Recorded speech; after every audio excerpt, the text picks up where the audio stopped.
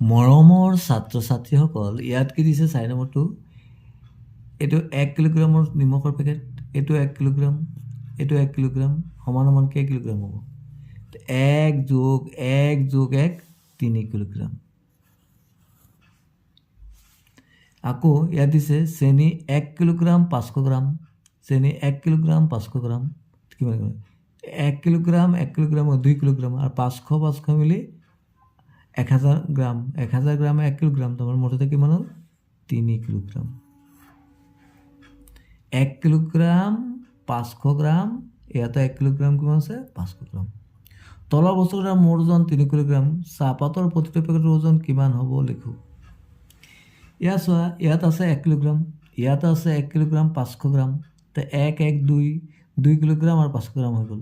আমি 3 কিলোগ্ৰাম আৰু বাকী কিমান থাকিলে? 500 গ্ৰাম থাকিলে। তো 500 গ্ৰামটোক আমি এই দুটা সমানে ভগাব হ'লে কিমান ক'ম? 250 গ্ৰাম। ইয়াতো লিখিব লাগিব 250 গ্ৰাম। এতিয়া আমাৰ 3 কিলোগ্ৰাম হ'ল নাই? 250 যোগ 250, 500, আকৌ 500, তাৰ 1000, 1000 গ্ৰামত 1 কিলোগ্ৰাম, 1 কিলোগ্ৰাম 2 কিলোগ্ৰাম 3 কিলোগ্ৰাম। ইয়াত দিছে ইয়াত 2 কিলোগ্ৰাম আটা আছে, ইয়াত আছে 500 গ্ৰাম, ইয়াত আছে 500 গ্ৰামৰ বটল দুটা। মেৰিনাই 2 কিলোগ্ৰাম আটাৰ পেকেটটোৰ পৰা কাষত থকা বৈয়াম দুটাত ভৰ্তি হোৱাকৈ আটা ভৰালে। তাৰমানে ইয়াত 500, ইয়াত 500, তাৰমানে 1 কিলোগ্ৰাম গুচি গ'ল, আৰু 1 কিলোগ্ৰামে থাকিলে। পেকেটটোত থকা গোটেইখিনি আটা ভৰাবলৈ আৰু কিমানটা আধা কিলোগ্ৰামৰ বৈয়ামৰ প্ৰয়োজন হ'ব? তাৰমানে 1 কিলোগ্ৰাম ভৰাবলৈ 2টা বৈয়ামৰ প্ৰয়োজন হয়, তেনেহ'লে আৰু 1 কিলোগ্ৰাম ভৰাবলৈ আৰু 2টা লাগিব। তাৰমানে পেকেটটোত থকা গোটেইখিনি আটা ভৰাবলৈ আৰু কিমানটা আধা কিলোগ্ৰাম বৈয়াম লাগিব? আৰু 2টা লাগিব। 2টাটো আছেই, আৰু কেইটা লাগিব? 2টা। তলৰ ছবিবোৰ চাই গাজৰখিনিৰ ওজন কিমান হ'ব লিখা। এই বেঙেনাখিনি হ'ল 500 গ্ৰাম, এইটো হ'ল 4 কিলোগ্ৰাম, এইটো হ'ল 2 কিলোগ্ৰাম, এইটো কিমান হ'ব? মুঠতে 8 কিলোগ্ৰাম হ'ব লাগে। তাৰ আমি কি কৰিম? যোগ কৰি দিম। এইটো 4 কিলোগ্ৰাম আৰু 2 কিলোগ্ৰাম কিমান? 6 কিলোগ্ৰাম। এটা যোগ কৰিলোঁ, 6 কিলোগ্ৰাম 500 গ্ৰাম আছে, তো এইটো 8 কিলোগ্ৰাম হ'ব লাগে। 6 আৰু কিমান লাগে? 2, 2ৰ ভিতৰত ইয়াত 500 গ্ৰাম আছে, তাৰমানে ইয়াত কি হ'ব? 1 কিলোগ্ৰাম 500 গ্ৰাম, ইয়াত কি হ'ব? 1 কিলোগ্ৰাম আৰু 500 গ্ৰাম লাগিব, তেতিয়া 8 কিলোগ্ৰাম হ'ব। এই চোৱা, এতিয়া 4 2 6, 6 1 7, আৰু 500 500 মিলি ইয়াত 500 দেই, 500 গ্ৰাম, 500 500 মিলি 1 কিলোগ্ৰাম, তাৰমানে 4 5 6 7 8, তাৰমানে গাজৰ কিমান লাগিব? 1 কিলোগ্ৰাম 500 গ্ৰাম। ইয়াত দিছে তলত দিয়া সামগ্ৰীবোৰ A আৰু B পাচিত দুটাত ভৰোৱা যাতে দুয়োটা পাচিতে সমান সমান ওজনৰ সামগ্ৰী থাকে। A পাচিত আৰু B পাচিত।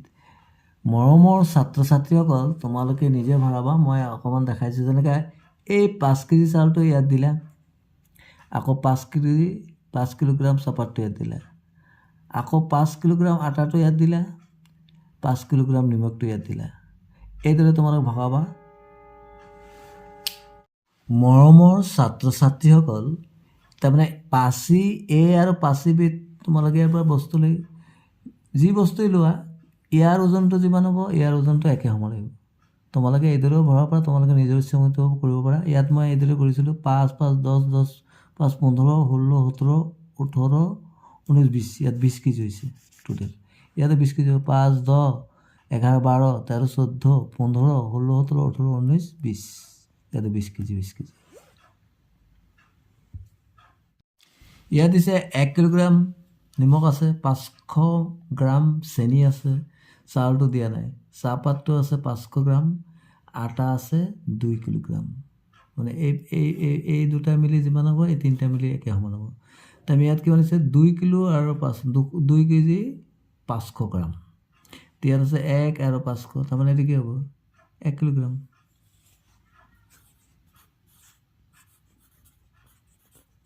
চোৱা, 1 1 2 আৰু 500 গ্ৰাম, আৰু ইয়াতো 2 আৰু 500 গ্ৰাম, তাৰমানে চাউলটো আছে 1 কিলোগ্ৰাম। ইয়াত দিছে চামেৰাৰ দেউতাকে ঘৰৰ প্ৰয়োজনীয় সামগ্ৰী কিছুমান কিনিবলৈ দোকানলৈ গ'ল। দোকানখনত 3খন টেবুলত A B C ওজন ভেদে বিভিন্ন সামগ্ৰীবোৰ সজাই থোৱা আছে। ছবিখনত চাই তলৰ নিৰ্দেশনা মতে বস্তুবোৰৰ বেগটো পূৰ কৰা। প্ৰতিটো টেবুলৰ পৰা অতি কমেও এবিধ বস্তু সংগ্ৰহ কৰিব লাগিব। এতিয়া মুঠ 4 কিলোগ্ৰাম 250 গ্ৰাম চাহপাত ল'বলৈ কোনখন টেবুলৰ পৰা কিমানটা পেকেট ল'ব লাগিব? মুঠ কিমান? 4 কিলোগ্ৰাম 250 গ্ৰাম চাহপাত ল'বলৈ। মৰমৰ ছাত্ৰ ছাত্ৰীসকল, তোমালোকে এইখিনি নিজে কৰিবলৈ যত্ন কৰিবাচোন। প্ৰতিটো টেবুলৰ পৰা এবিধ হ'লেও কমেও বস্তু ল'বা।